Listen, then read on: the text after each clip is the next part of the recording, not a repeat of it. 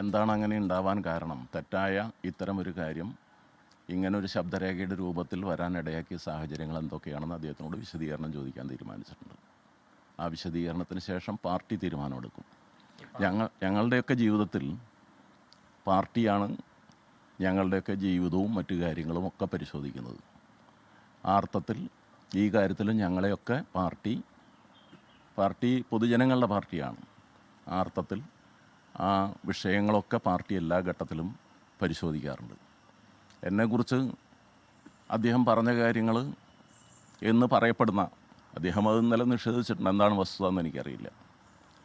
ആ പറയുന്ന കാര്യങ്ങളിൽ എന്നെക്കുറിച്ച് പറഞ്ഞ കാര്യങ്ങളല്ലല്ലോ നിങ്ങൾ ഇന്നലെ ചർച്ച ചെയ്തത്. അത് നിങ്ങൾ പരിശോധിക്കുക. ശബ്ദരേഖയിൽ വന്ന കാര്യം ശരിയാണോ അല്ലയോ എന്നുള്ളതിൻ്റെ അപ്പുറത്ത് വന്നു എന്ന് നിങ്ങൾ പറയുന്ന പ്രസിദ്ധീകരിക്കപ്പെട്ട ശബ്ദരേഖയിൽ എന്നെക്കുറിച്ച് പറഞ്ഞ കാര്യമല്ലല്ലോ ഇന്നലെ നിങ്ങളെ ചാനലുകളൊന്നും ചർച്ച ചെയ്തത്. അത് സ്വയം നിങ്ങൾ പരിശോധിച്ച് തിരുത്തണം എന്നുള്ളതാണ് എൻ്റെ അഭിപ്രായം. ഞാൻ 40-45 വർഷക്കാലമായി പൊതുപ്രവർത്തന രംഗത്തുള്ള ആളാണ്. എല്ലാ വിഭാഗം ജനങ്ങളും പരിചയമുള്ള ഒരാളാണ്. അതെനിക്ക് മാത്രമല്ല, ഏത് പൊതുപ്രവർത്തകൻ അതുണ്ടാവും. ആ പൊതുപ്രവർത്തകൻ എന്നുള്ള ഒരു കമ്മ്യൂണിസ്റ്റുകാരൻ എന്നുള്ള രീതിയിലുള്ള പരിധി വിട്ട് എൻ്റെ ജീവിതത്തിൽ ഒരു മാറ്റവും ഉണ്ടായിട്ടില്ല എന്ന് വിശ്വസിക്കുന്ന ഒരാളാണ് ഞാൻ. ഇതിലിപ്പം ഫണ്ട് ലഭിക്കുന്നതുമായി ബന്ധപ്പെട്ടുള്ള കാര്യങ്ങളാണ് ആ ഒരു ഇതിൽ പറയുന്നത്. അപ്പം അങ്ങനെ ഫണ്ട് ലഭിക്കുന്നത് ഇപ്പോൾ SFIക്ക് ലഭിക്കുന്നതും CPM ലഭിക്കുന്നതും ജില്ലാ കമ്മിറ്റി അംഗം പോകുമ്പോൾ ലഭിക്കുന്നതൊക്കെ ആയിട്ട് ബന്ധപ്പെട്ടുള്ള അങ്ങനെയുള്ള ഇത് ശരിക്കും ചർച്ച ചെയ്യേണ്ടതാണോ? അദ്ദേഹം അങ്ങനെ പറഞ്ഞിട്ടുണ്ടോ എന്ന് എനിക്കറിയില്ല. അത് വിശദീകരണം വന്നതിന് ശേഷം എനിക്ക് പറയാൻ കഴിയുള്ളൂ. ഞങ്ങളുടെ പാർട്ടിക്കകത്ത് ഫണ്ട് പിരിക്കുന്നതിന് വ്യക്തികൾ പോയി ഫണ്ട് പിരിക്കാറില്ല. പാർട്ടി ഫണ്ട് പിരിക്കുന്നത് കൂട്ടായി പാർട്ടി തീരുമാനത്തിൻ്റെ ഒറ്റയ്ക്ക് പോയി പിരിക്കാതെ നേതാക്കൾ ഒരുമിച്ച് പോയിട്ടാണ് ചെയ്യാറുള്ളത്. അത് ഞാൻ ജില്ലാ സെക്രട്ടറി ആയിരുന്നിട്ടുണ്ട്, മറ്റാര് ജില്ലാ സെക്രട്ടറി ആയിരിക്കുമ്പോഴും ഏതെങ്കിലും ഘടകത്തിൻ്റെ വലിപ്പം നോക്കിയൊന്നുമല്ല പാർട്ടി ഫണ്ട് പിരിക്കാറ് പതിവ്.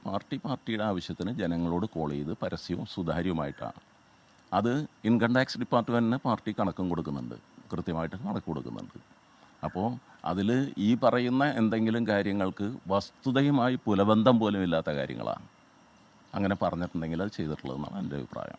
ഈ ആരോപണത്തിന് പിന്നാലെ ആരോപണം പ്രതിപക്ഷം ഏറ്റെടുത്തു. ഇന്നലെ വാർത്താ സമ്മേളനം അതിഗുരുതരമായ മറ്റൊരു ആരോപണങ്ങളൊക്കെ പുറത്തു വരികയാണ്. അദ്ദേഹം നിരന്തരമായ ആരോപണം ഉന്നയിക്കുന്ന ഒരാളാണ്.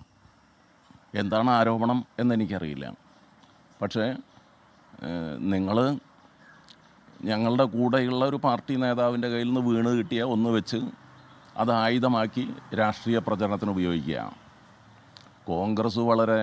തൃശ്ശൂരിലെ കോൺഗ്രസ് വളരെ സുതാര്യമായി സത്യസന്ധമായി പ്രവർത്തിക്കുന്നവരാണല്ലോ. ഒരാളുടെ അഭിമുഖം ഞാൻ കേട്ടു. കേസിൽ പ്രതിയായ ഒരാളാണ്, മുൻകൂർ ജാമ്യം എടുത്ത് രക്ഷപ്പെട്ട് നിൽക്കുന്ന ഒരാളുണ്ട്. മറ്റൊരാൾ പറയുന്നതിനെക്കുറിച്ച് ഞാൻ വ്യക്തിപരമായി ആക്ഷേപിക്കാനൊന്നും ഞാൻ തയ്യാറല്ല. ഞാൻ എൻ്റെ രാഷ്ട്രീയ മാന്യത നിലനിർത്തിയാണ്. ഏത് കാര്യവും ഞങ്ങളെ സംബന്ധിച്ച് ഏത് ഏജൻസിക്കും അന്വേഷിക്കാനുണ്ട്. അതാരുടെയും തീട്ടൂരത്തിൻ്റെ ഭാഗമായിട്ടൊന്നുമല്ലല്ലോ വേണ്ടത്. അദ്ദേഹത്തിൻ്റെ കാര്യങ്ങളെക്കുറിച്ചും നാട്ടുകാരെ അന്വേഷിച്ചോട്ടെ, എനിക്കതിനെക്കുറിച്ച് അത് പറയാനുള്ളൂ. മറ്റ് ആക്ഷേപങ്ങൾ കോൺഗ്രസ്സോ പ്രതിപക്ഷമോ ഒക്കെ ഉന്നയിക്കുന്നതിനെക്കുറിച്ച് അവർക്ക് ഉന്നയിക്കാൻ അവകാശമുണ്ട്. പക്ഷേ കേരളത്തിൽ ഉന്നയിച്ച ഈ പാർട്ടിയെ ആക്രമിക്കാൻ, തൃശ്ശൂരിലെ പാർട്ടിയെ പ്രത്യേകിച്ച് ആക്രമിക്കാൻ ഉപയോഗിച്ച ഏതെങ്കിലും ഒരു കാര്യത്തിന് തെളിവുണ്ടോ? പക്ഷേ വെറുതെ ആക്ഷേപത്തിൻ്റെ ഒരു പുകമറയുണ്ടാക്കി നിൽക്കുക. ആക്ഷേപത്തിൻ്റെ ഇപ്പോൾ ഒരു ഭാഗത്തുള്ള ഒരു കക്ഷി കുഴൽപ്പണം കടത്തിയതിനെക്കുറിച്ച് കേസില്ലേ? പരിശുദ്ധന്മാരാണല്ലോ. അതിനെക്കുറിച്ച് എന്താണ് അഭിപ്രായം എന്ന് അവർ പറയട്ടെ. പാർട്ടി ഓഫീസിൽ ചാക്കിൽ കെട്ടിവെച്ചു കൊണ്ടുപോയി എന്നല്ലേ ആക്ഷേപം. ആ ആക്ഷേപത്തെക്കുറിച്ചും അന്വേഷണം നടക്കട്ടെ. കേന്ദ്ര ഏജൻസികളല്ലേ അന്വേഷിക്കേണ്ടത്.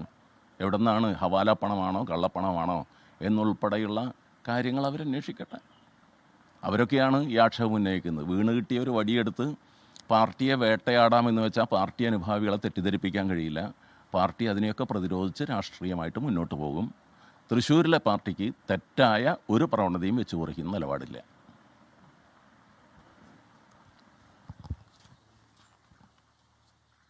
നേതാവ് AC മൊയ്തീൻ പ്രതികരിക്കുകയായിരുന്നു. ലോകത്തെവിടെയായാലും ഏത് സമയത്തും 24 വാർത്തകളും ഓഗ്മെന്റഡ് റിയാലിറ്റി പാക്കേജുകളും എക്സ്പ്ലെയിനറുകളും വിശദമായി കാണാൻ ഞങ്ങളുടെ YouTube ചാനൽ നിങ്ങൾക്ക് സബ്സ്ക്രൈബ് ചെയ്യാം.